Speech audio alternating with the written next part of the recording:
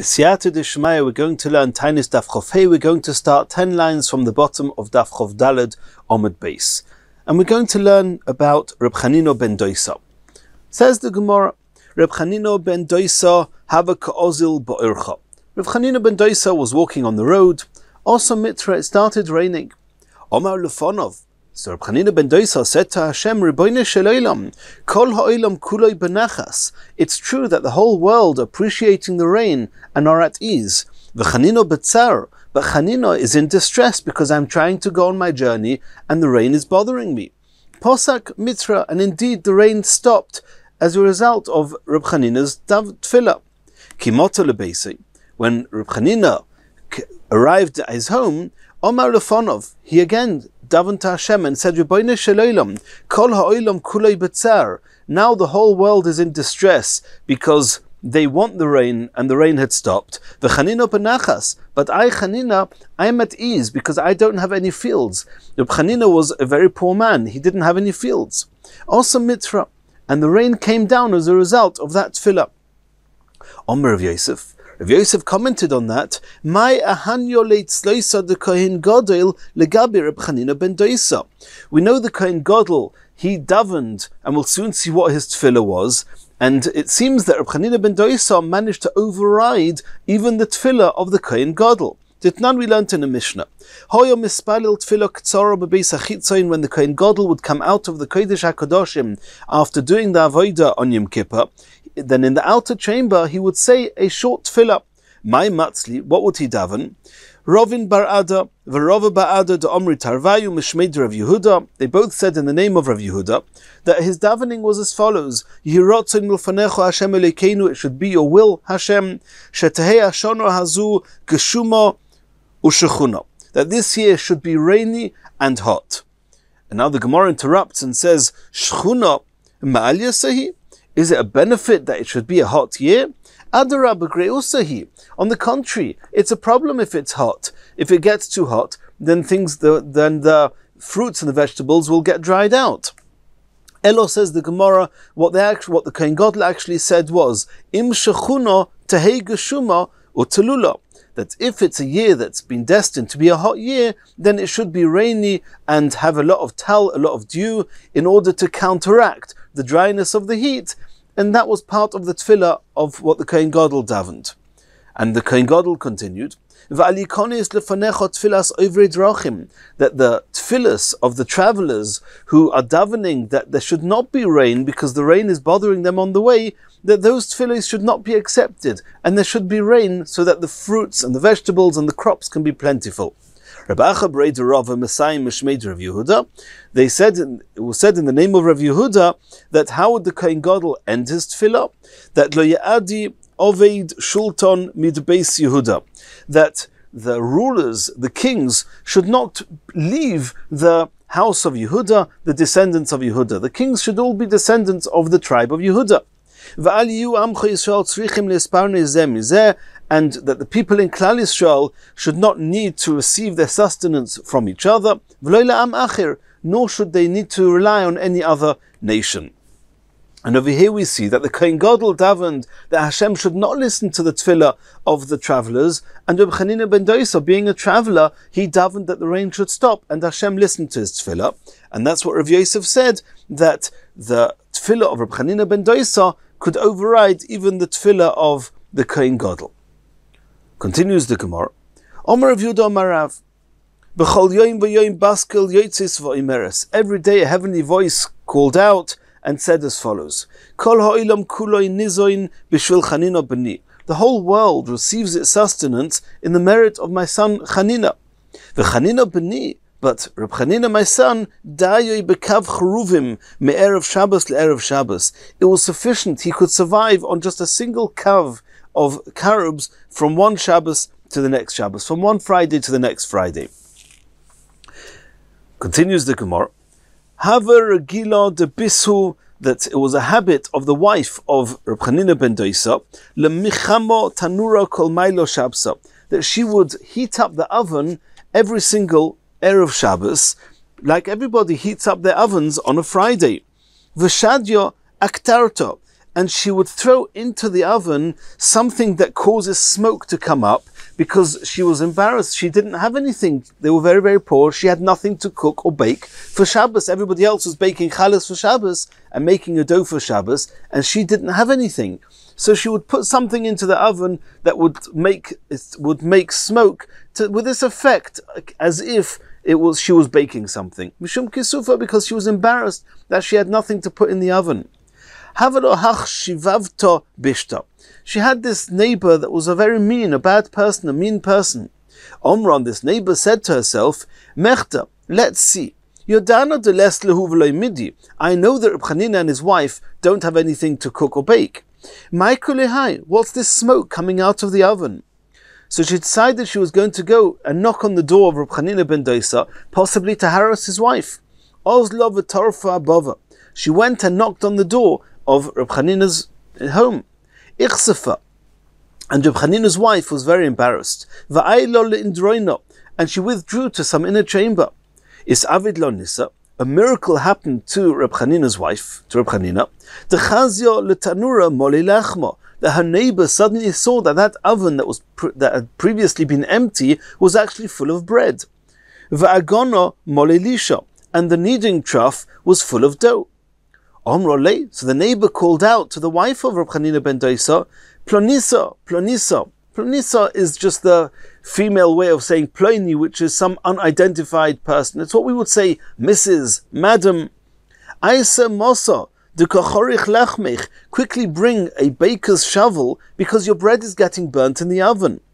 Omrolo, Reb Chanina's wife replied to this neighbor, Af anol hochi ailo. Indeed, that's exactly the reason I went to go to the inner chamber, was in order to bring out this shovel to remove the bread from the oven. Tana, and was one of the Tanoim taught, Afi lahavi marda nichnasa.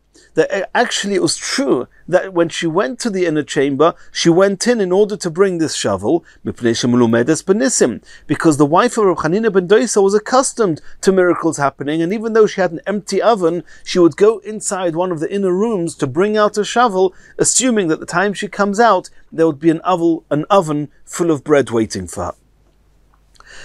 Another story, says the Gemara, Omro le debisu. At one point, Reb Chanina ben Doisa's wife said to Reb Chanina ben Doisa, Ad emes nezel v'nitzdair kulehai. How long are we going to have to continue suffering like this from such poverty? Omar lo. Reb Chanina said to his wife, My nevid, what should we do? You have a solution? So she said, Boy rachma, daven to Hashem to have mercy on us, denesu loch midi, should give you something of value, so we should have some money. Bo rachmi. So Reb Chanina ben Doisa davened, Yotzo kamin pisas yad, something that looked similar to the palm of a hand emerged from heaven. V'yovu leichad karo diftoira dedava, and they gave to him, to Reb Chanina ben Doisa, this hand gave to him a leg of a golden table. Chazoi bechelma. So he said to her, it's a discussion who had this dream, but he said, I've seen in a dream that Asidot Tzadika, that in the future the Tzadikim, the Ochle Avtoira de Dava, that they're going to eat at golden tables, the Isleit Tlas Kari, that has 3 legs, 3-legged tables. V'at oicheles, but you, my wife, are going to be eating Avtoira de Bei Kara, at a table that has only 2 legs. Because one of the legs we just received as a gift from heaven. Omrole. So she said to him,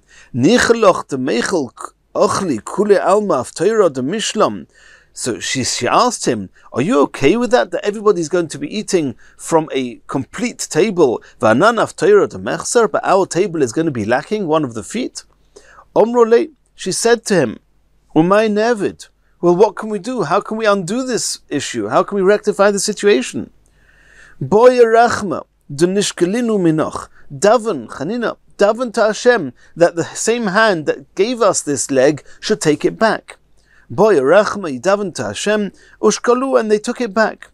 Tana, and we learned in a brayso, that Godil hoyo nesa achrein yosem min harishin. The second miracle, that the hand took the leg back, was a greater miracle than the fact that the hand gave them that leg.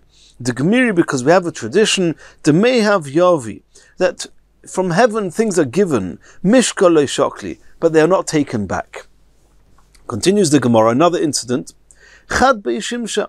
It was one Erev Shabbos, chazio lebrate dehava atzivas. Reb Chanina ben Doisa saw that his daughter was sad. Omar lo, biti, said to her, my daughter, lemay atzivas, why are you sad? Omar le, she said to him, kli shel chometz nischalifli bekli shel shemen. By mistake, instead of pouring oil into the Shabbos candles, I poured vinegar into the Shabbos candles, v'idlakti mimenu oir l'Shabbos. And I lit the Shabbos candles with it, and obviously those Shabbos candles would very soon get extinguished. Vinegar can't burn as oil. Omer lo, Reb Chanina ben Doisa said to his wife, Biti, ma ich beslach, my daughter, what do you care? What does it matter? Misha Omar l'shemen v'yidlik, the same Hashem that told oil to burn, hu yomer l'chometz v'yadlik, he can tell vinegar to burn as well. Tana. And indeed, we learnt in a brayso that hoya doilik v'hoilich kol hayom kuloi, that lamp that had vinegar in it, not oil, continued to burn the entire Shabbos. Achi viu mimenu oil avdola, until they took a flame from this candle for avdola. They didn't say avdola on this actual candle because there's an issue with having a benefit from a candle, from a light, from anything that was made, created by a miracle, but he would light a different candle from it, and that's the candle they would benefit from by havdalah. Another incident, says the Gemara, Reb Chanina ben Doisa havalu hanoch izi. Reb Chanina ben Doisa had these goats, omru lei, and the people, they were complaining to him and said, komafsedon, that your goats are destroying or damaging us, they're damaging our fields.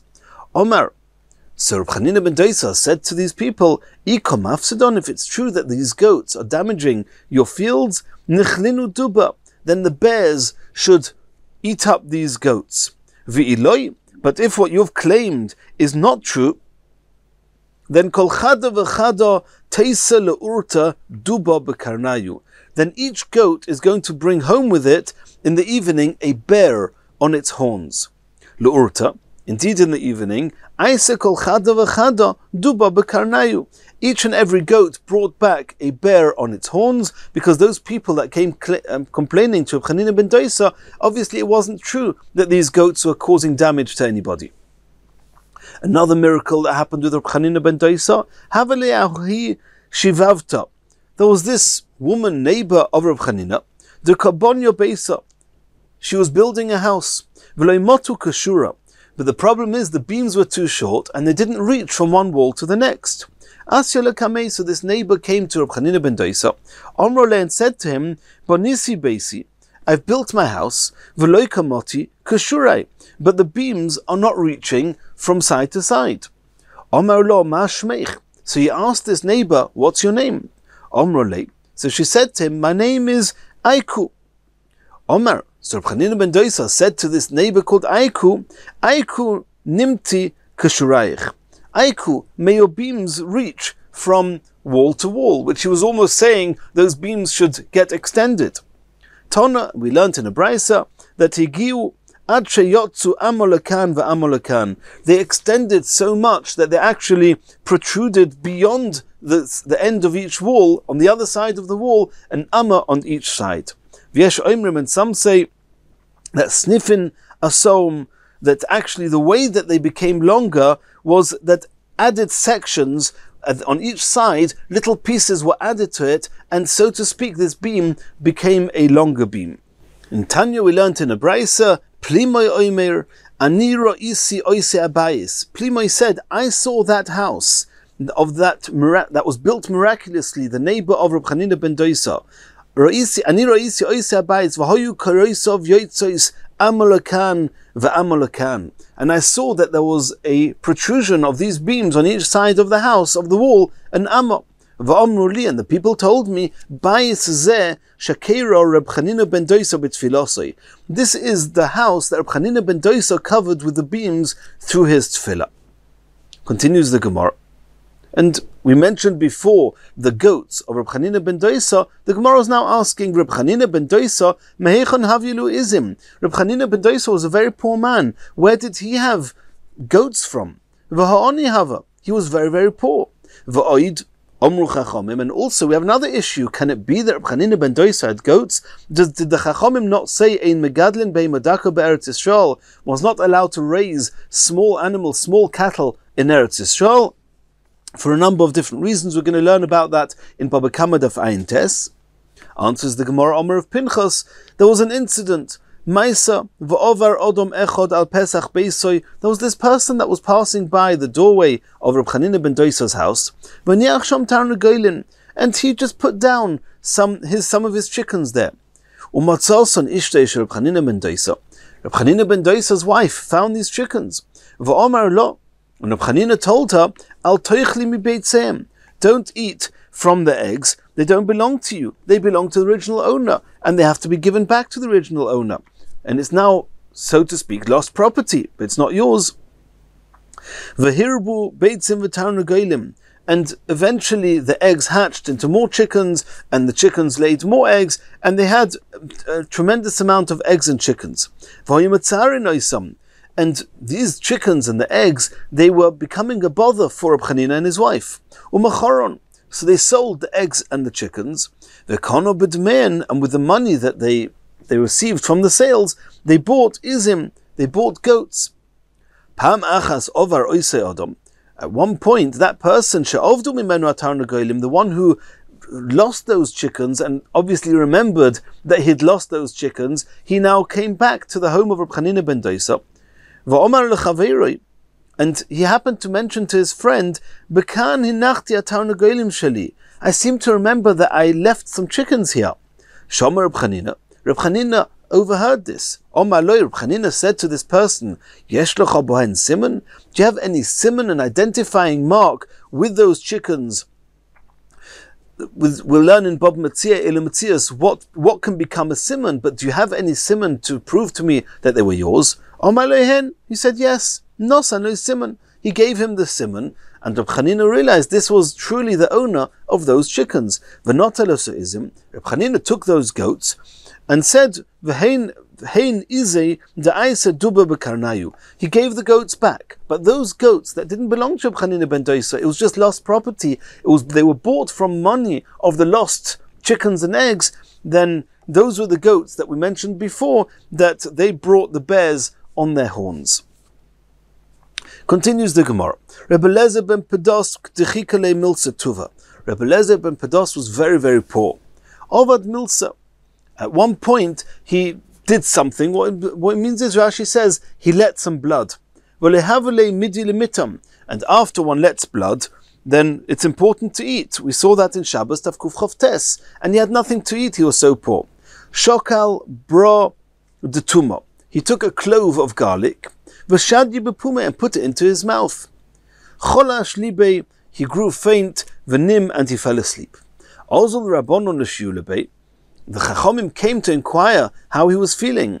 Chazyu, and they saw the kaboche v'choich. They saw that this Rebbe Lezer ben Pedos, in his sleep, he was crying and laughing. V'nofak tzutzisa denura me'apusei, and a ray of light, a spark of light, emanated from his forehead.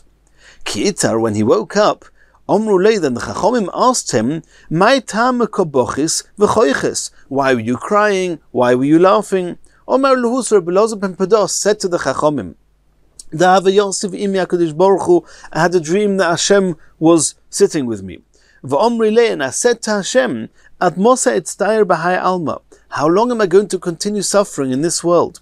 And Hashem said to me, Elazar b'ni, Elazar my son, would you like me to turn the whole world back to the beginning and recreate it from scratch?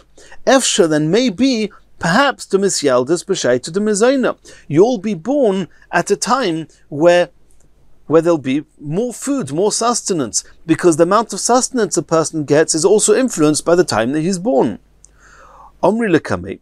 So I said to Hashem, Kulehai ve'efsha, you would do all this, you would recreate the whole world from scratch, and then it's only a possibility, it's only a maybe that the situation would improve. Omrile, and I then said to Hashem, D'chayitfei oy d'chayeno. What is more?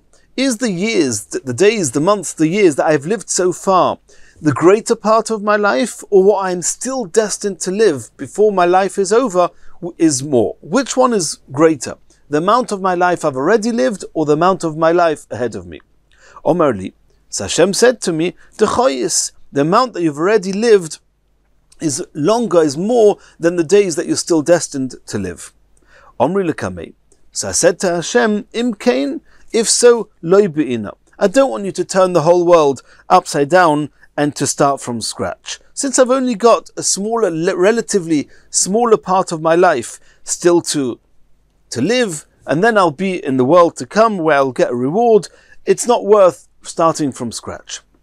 Omar Lisa, Hashem said to me, Bahai agra de omras loy ba'ina, as a reward for saying that I don't need to, that you don't want to turn the world on its face and to start from scratch, Yohivno loch la'alma da'osi, I'm going to give you in the next world Tleisrei Naharvoso de Mishcha, 13 rivers of an oil, the Mishcha, Farasamoin, the Farasamoin oil, Dachion, which is as clear Kipros v'Diglas, like the river Pros and the river Diglas.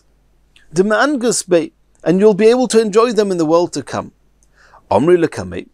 So I said to Hashem, Hai v'su loy, is that all I'm going to get? I'm not going to get anything more in the world to come.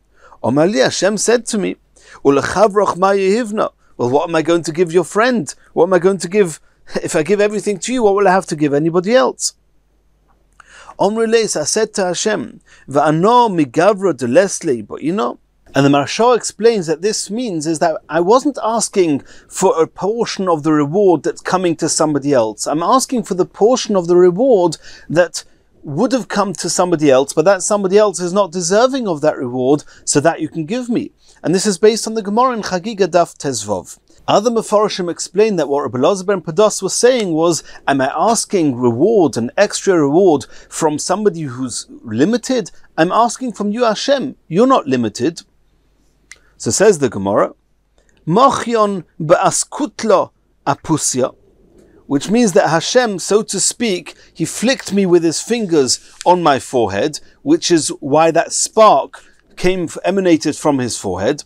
Va'omar li, and Hashem said to me, Elazar b'ri, Elazar my son, girei boch giri, my arrows have struck you, my arrows. And this was just a way of showing how happy Hashem was with Rabbi Elazar ben Pados. And coming back to the original part of the story, why did he cry? And why was he laughing, smiling? He cried when Hashem told him that most of your life has already passed. And he was very happy and smiling when Hashem told him about the tremendous reward he was going to get in the world to come. Continues the Gemara. And this takes us back to where we were on Daf Chov Daled, a number of different incidents of people who there was fast days, they decreed fast days, and they davened when the tefillas, some were answered, some were not answered. Reb Choma bar Chanina gozar tanisa. At one point, Reb Choma bar Chanina, he proclaimed a fast because they needed rain. V'le'osa mitzvah, but the rain didn't come. Omrule. So the people said to Reb Choma bar Chanina, V'hor Rabbi Yeshua ben Levi. But Rabbi Yeshua ben Levi gozar tanisa v'osa mitra. When Rabbi Yeshua ben Levi decreed and proclaimed a fast day, then his tefillas were accepted. And why are yours not being accepted? Omar luhu. So he said to them, Ho ano, hor ba'iliv bar livoi. How can you compare us? I am just me, Reb Choma bar Chanina. You're comparing me to the son of Levi, Rabbi Yeshua ben Levi. He's much greater than I am, and that's why his tefillas were answered. Imrulei denaisi. Go and tell Rabbi Yeshua ben Levi that he should come here. V'nechavin daitin, and together we will concentrate our minds and focus on the davening. Efshe de tovra tzibura libayu, and then maybe the community, the people, will break their hearts, will break the stubbornness of their hearts and do tshuva, da'osi mitra, and then the rain will come down. And the Mefarshim ask, why didn't Reb Choma bar Chanina just send a message to Rabbi Yeshua ben Levi that he should daven for the rain, as we saw before, that his tefillas were answered? And the Ben Ish Chai has got an explanation here. But either way, Bo'on Rachamei V'le'osu Mitri. They davened, and still rain didn't come down. Omar Luhusu, he said to the people, Nicha lechu sheyavoi motor b'shvilenu. Are you agreeable? Are you okay that the rain should come down just in our merit, in the merit of me, Reb Chama bar Chanina, and Rabbi Shua ben Levi, who's davening with us, Omru lei, hein, and they said, yes, we're okay with that. Omar, so he said, Rakia, Rakia. He said, sky, sky, he's talking to the heaven. Kasi ponaich, cover your face with clouds. Loi kasi, and the sky still did not become overcast with clouds. Omar, he said, Kamo azin pnei Rakia, how brazen is the face of the sky. Ikasi, immediately the sky became overcast, v'osa mitra, and it started raining. Another incident, Levi gozar tanisa. At one point, Levi proclaimed a fast day, v'le'osa mitra, and the rain didn't come down.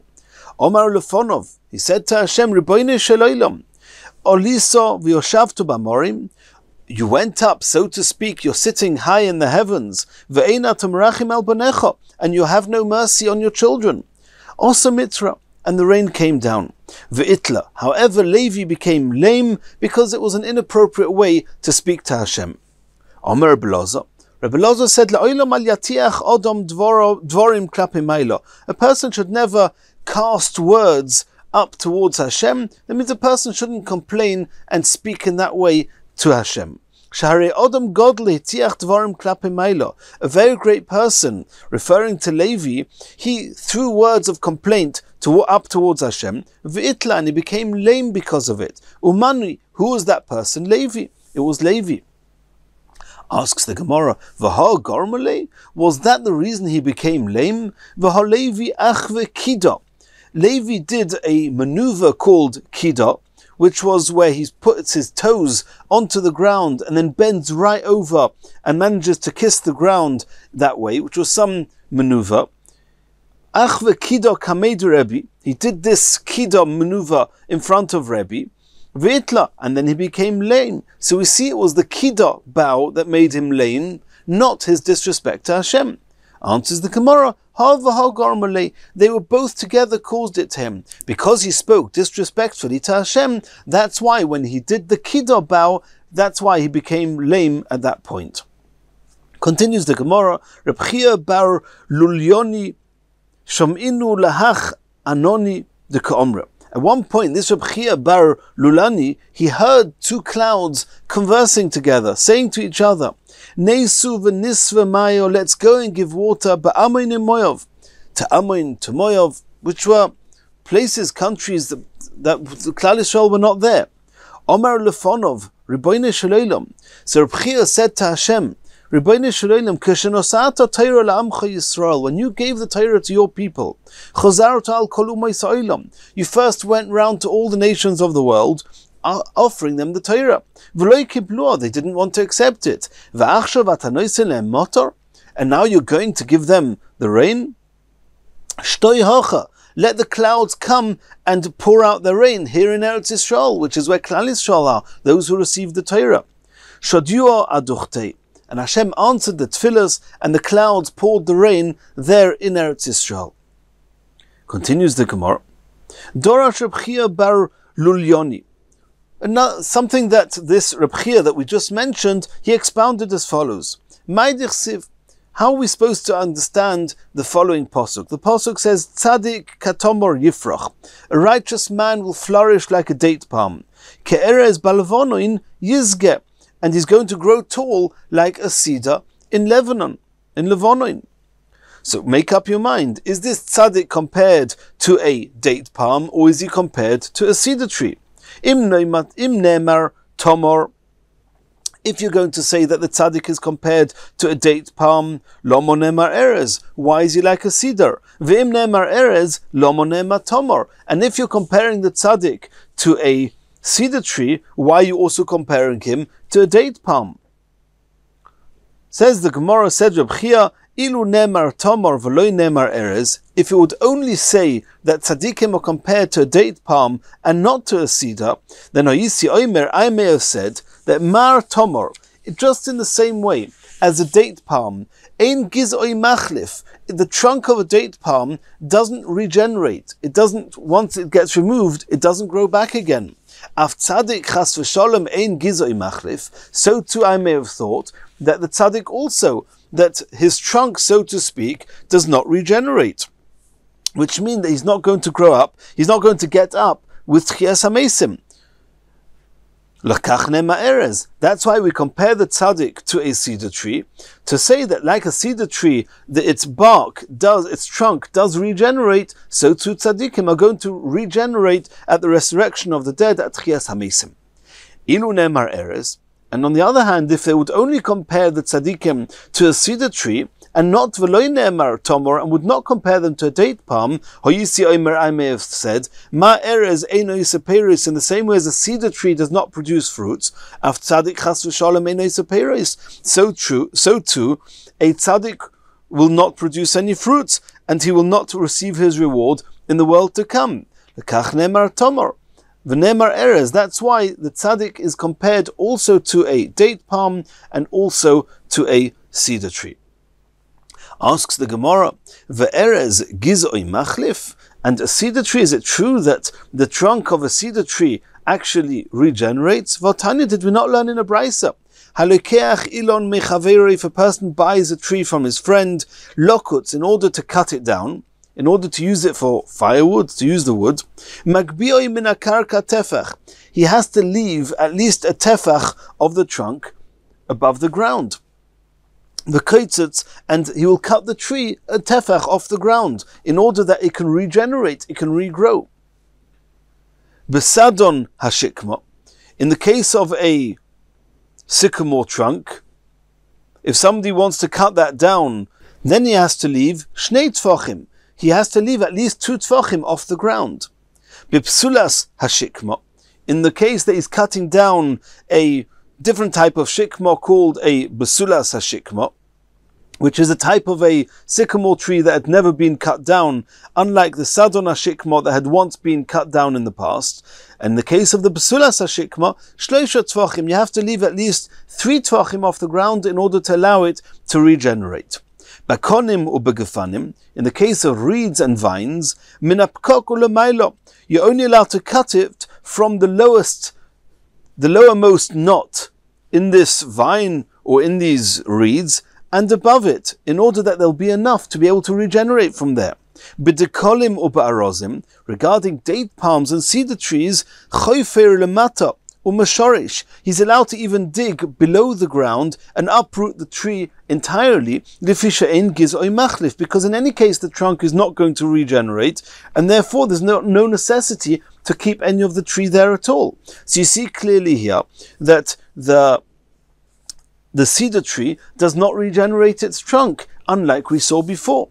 Answers the Gemara, Hacha b'mayoskinon.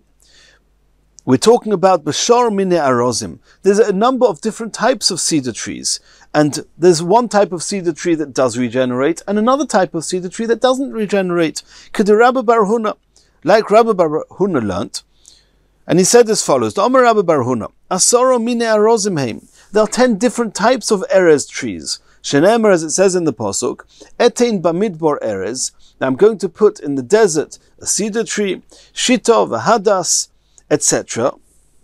And here we already learnt in the Gemara in Rosh Hashanah Daf Chof Gimel Amud Aleph that in this pasuk alludes to 10 different trees, 10 different types of erez trees, and some of them regenerate and some of them do not regenerate.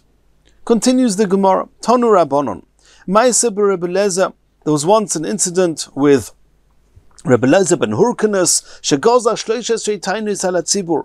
He proclaimed 13 fast days on the Tzibur, and we've already learnt in the Masechta and earlier on Daf Yud Beis exactly what these 13 are. There's 3, and then another 3, and then 7. And nonetheless, the rain did not yet fall by the end of the 13 fasts. Ba'achroina, Hischilu atzibur lotzis. At the end of the final fast, people started leaving. They were leaving the shul, the place they were davening. Omar lehem, Rebbe Lezer ben Hurkanus said to them, Tikantem kvorim la'atzmechem? Have you already prepared graves for yourself? Which is saying, since our tefillas have not been answered, there's not going to be any rain, everyone's going to die of starvation. Have you prepared your graves? Go kolom b'bchia. And all the people burst out crying. V'yordu geshomim. And the rain fell. Shuv Ma'aseh Rebbe Eliezer, there was another incident with Rebbe Eliezer, Sheyorad Lifnei HaTeva, that he was the Shliach Tzibur leading the Tfilas, V'omar Esrim V'arba Brochis, and he said the 24 Brochis that one says on a fast day. On some of the fast days we saw this on Daf Tezvav, V'lo Nano, and nonetheless he wasn't answered. Yorad Rabbi Akiva Acharov, Rabbi Akiva then, he was the Shliach Tzibur after him, V'omar, and he said, Avinu Malkeinu ein lonu melech elo oto. Our Father, our King, we have no king besides for you. Avinu Malkeinu leman chorachem oleinu. For your sake, have compassion on us. V'yordu geshamim, immediately the rain fell. Havu meranini rabbonon. And some of the chachomim started talking, so to speak, against Rebbe Eliezer, saying, Rebbe Eliezer, your tefillas were not answered. Rebbe Akiva's tefillas were answered. Yotzta Baskel, V'omra, a heavenly voice came out and said, Lo mipnei shezeh gadol mizeh. Don't think that Rebbe Akiva was bigger than Rebbe Eliezer.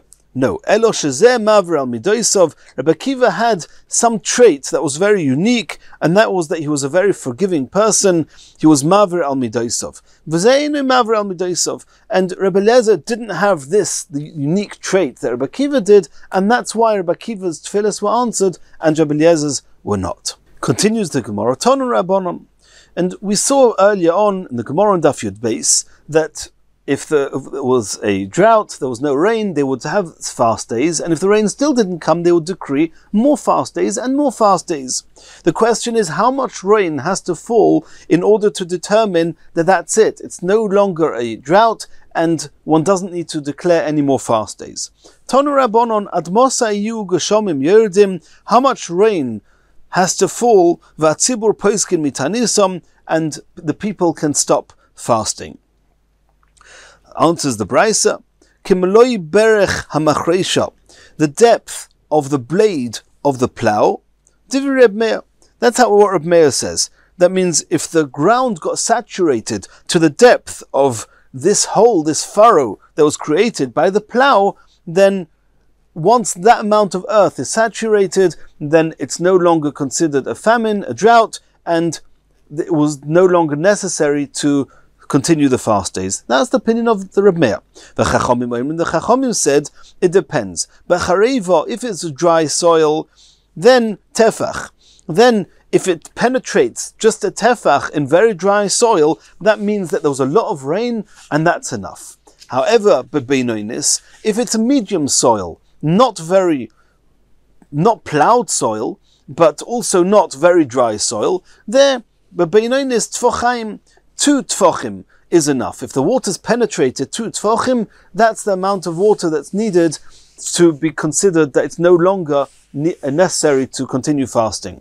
But avuda, and however, if it's ploughed soil, where it's very easy for the water to penetrate the first tefach or 2, then in order to have proof that there's a sufficient amount of water, then b'shleisha tfochim, the rain has to have saturated and penetrated 3 tfochim to know that it's the end of the drought. Another Brisa, Tanya we learned, Reb Shimon ben Elazar Omer, Ein lecha tefach milemala, that when there's no such, it never happens that the rain that falls from the sky penetrates a tefach in the ground, the rain coming from above, she'ein tahoim, that the deep waters of the tahoim, yoytze likrosoi, shleisha tfachim, they rise 3 tfachim towards it. Under the ground, the depths of the waters under the ground, they rise 3 tfachim when that much rain has come down that it has penetrated a tefach. Asks the Gemara of Tanya Tfochaim, did we not learn in a different brisa that the deep waters rise up 2 tfachim, not 3 tfachim? Says the Gemara, Lo kasha, kan ba'avuda, kan b'she'enu avuda. In the second brisa that says that the tahoim only rose 2 tfachim, that's talking about ploughed soil. Since it doesn't take that much rain for a tefach to be absorbed in ploughed soil, therefore the amount of water that rises from the tahoim is only 2 tfachim. However, kan b'she'enu avuda, the first brisa is talking about where the soil is not ploughed, and to penetrate a tefach needs a much more significant amount of rain, and that amount of rain causes the tahoim to rise up towards it 3 tfachim. Continues the Gemara, Omer Blaza, when they would pour the water on the Mizbeach during Sukkot, we know that normally the one would only pour wine on the Mizbeach. Besides for Sukkot, that besides for the wine, when bringing the Korban Tomid, they would also bring water. Then Tahaim Omer Lechaveroi, then the deep waters, the Tahaim, would say to each other, and there's two types of Tahaim. There's the Tahaim of the lower waters, and there's the Tahaim of the upper waters. And they would say to each other, Abba Meimecha, pour forth your waters. Koil Shnei Reim Ani Shemea. I hear the voice, so to speak, of two friends, because there's two pourings. There's the water being poured and the wine being poured. Shenemer, as it says in the Pasuk, Tahaim El Tahaim Koirei. The deep waters cry out, call out to the other deep waters, Lekoil Tzinerecha, from the roar of the water channels. And these two tzineres, these two channels, is the channels which are being poured into the wine and the water. Omar Rabbi, Ledidi Chazi li hai Ridya. I saw this Malach, this angel called Ridya, which is the Malach in charge of the rain. Upirsa Sifvose Domi le'egla, and his lips were parted similar to those of a calf.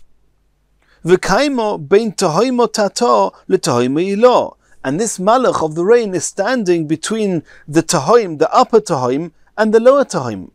L'tahoimo ilo, omar le, to the upper tahoim, the upper waters. What is this malach saying? He's saying, chashoir meimecha, sprinkle down your waters.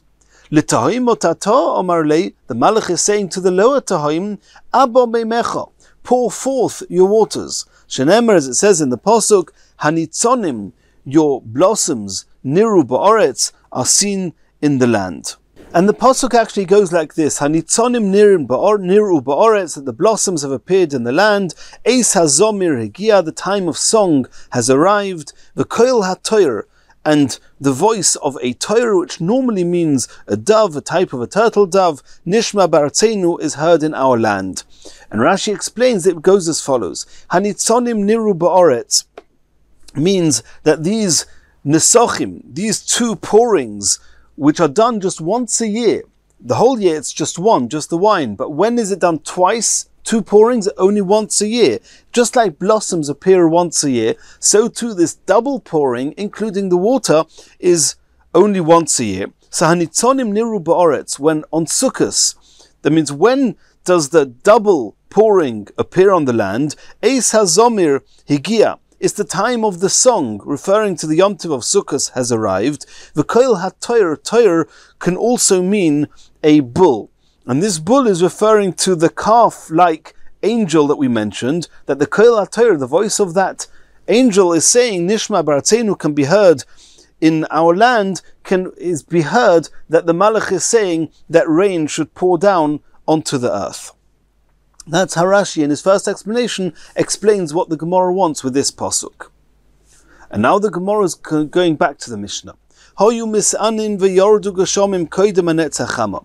If they were fasting, and they were fasting from Alois HaShachar, from dawn, and then before sunrise, before nets, it started raining. Do they have to continue the fast? And the Mishnah says that it depends. There's one opinion that says that if the rain came down before nets, they don't need to fast. Rabbi Lezer says that it's until midday. If the rain came until midday, then one would not have to fast after that. And the common denominator between all the opinions are that once the fast has started, you have to finish the fast. The question is, what's considered the start of a fast? Tanu Rabbanon, let's see this in a brisa. If they were fasting, and the rains fell before sunrise, before nets, lo yashlimu, they do not need to finish their fasts.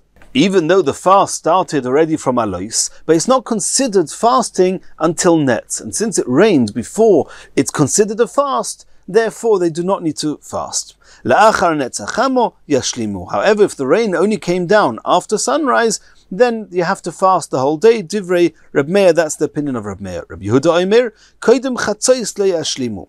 That if the rain came before midday, they don't need to finish the fast. La'achar chatzos yashlimu. However, if the rain only came down after chatzos, then at that time it's already considered that you're fasting, even though the fast day starts from alois. But till chatzos, it's not really considered that you fast, because the normal time that a person has the main meal is at midday, and therefore till midday it's not considered that you've fasted. Once midday has arrived and you're still fasting, it's considered that you're actually fasting. You have to finish the fast until the end of the day. Rabbi Yossi says, "Koidem teisha shois lo yashlimu." If it rained before 9 hours of the day, then you don't need to finish the fast. It's not yet considered as if you fasted. La'achates shois, but if it rained after the 9 hours of the day, yashlimu, then you have to finish the fast. And these 9 hours here are the 9 hours, which is a 9/12 of the whole day. It's not 9 hours an hour clock. It's called shois zmaniyos. Shekein motzinu ba'achov melech Yisrael, because we find regarding Achov, the king of Yisrael, sheisane mitesha shois ulemaila. Then he fasted from 9 hours of the day and onwards, because until 9 hours, Achov wasn't considered that he fasted, because he was a king. He only woke up 3 hours into the day, and then for 6 hours he wasn't used to having his meal. He would normally only eat his meal 9 hours into the day. So only from 9 hours into the day it's considered a fast. Shenemar, we see in a pasuk, Haro'iso kinichna Achov. Did you see that Achov had humbled himself? And since the pasuk calls what Achov did as that he had fasted, that's how one of the things he did to humble himself. And his fast was that he didn't eat his regular meal 9 hours into the day. That's considered a fast. So that's why we see here in the Gemara, according to Rabbi Yossi, that till 9 hours of the day is not yet considered a fast. From 9 hours of the day is considered a fast. If 9 hours of the day have passed and the rain hasn't yet fallen, you have to finish the fast even if rain falls after that. Rabbi Yehuda Nasiya Gozar Tanisa. At one point, Rabbi Yehuda Nasi, he decreed, he proclaimed a fast day. This was a grandson of what we know as Rabbi. And the rain fell after Netzachamo. And he thought that the ruling should be they have to complete their fast. Rabbi Ami said no. We learned in the Mishnah that it's dependent on midday. Since the rain fell before midday, even though it was after Netz, but it was before midday, it's not necessary to continue the fast. Another story, says the Gemara, Shmuel HaKotten, Gozar Tanisa. At one point, Shmuel HaKotten, he proclaimed a fast day, and it rained before Netz. People, they were saying that this must be a sign of credit to the community that even before they'd fasted, Hashem had answered their tefillas. Shmuel HaKotten said to them, no. I'll give you a parable. It's compared to a servant who's asking for an allotment from his master. The master said to his agents, just give him what he's asking for. So I shouldn't have to hear his voice to ask me for it. So here too, Shmuel HaKotten was saying the fact that Hashem gave you the rain so quickly doesn't necessarily mean that it's shvochoi shel tzibur, it's a praise for the people. It could well be that Hashem is saying, I don't want to hear your tefillas. Shuv Shmuel HaKotten Gozar Tanisa. On another occasion, that Shmuel HaKotten decreed a fast day. And the rain fell after sunset. The people, they thought that shvochei shel tzibur, that is the credit of the community, that the rain didn't fall until the end of the fast. And they thought, this Hashem telling us that I really want to hear your tefillas, so I'm going to wait and hear your tefillas till the end of the day, and then I'll give you the rain. Omelem Shmuel. And Shmuel again said no. Lo shvach shel tzibur, it's not necessarily the credit of the community of the tzibur. I'll give you a parable. This is compared le'eved shemavakish pras leRabbi, the servant who's asking for something from his master.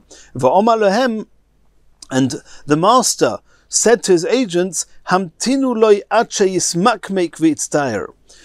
No, don't give him what he's asking for yet. Wait till he's really humbled and really distressed. Like push him to the very last minute. And only then give him what he needs. So the fact that Hashem waited so long, not necessarily it's because he wanted our tefillas, but maybe because he wanted us to really be distressed and humbled, and therefore he pushed us till the very end.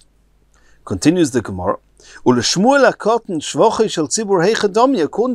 HaKotten, when is there a sign that the community is the credit of the tzibur of the community that brought the rain?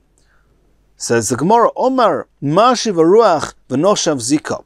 If the shliach tzibur says the words Mashiv Ruach and immediately the wind starts to blow, and Omar Moirid Ageshem, and as soon as he says the words Moirid Ageshem, also Mitra, and then the rain comes down, that is clearly a sign that Hashem wants to hear the tefillas, waited for the tefillas, and then immediately gave them the rain without delaying it any longer.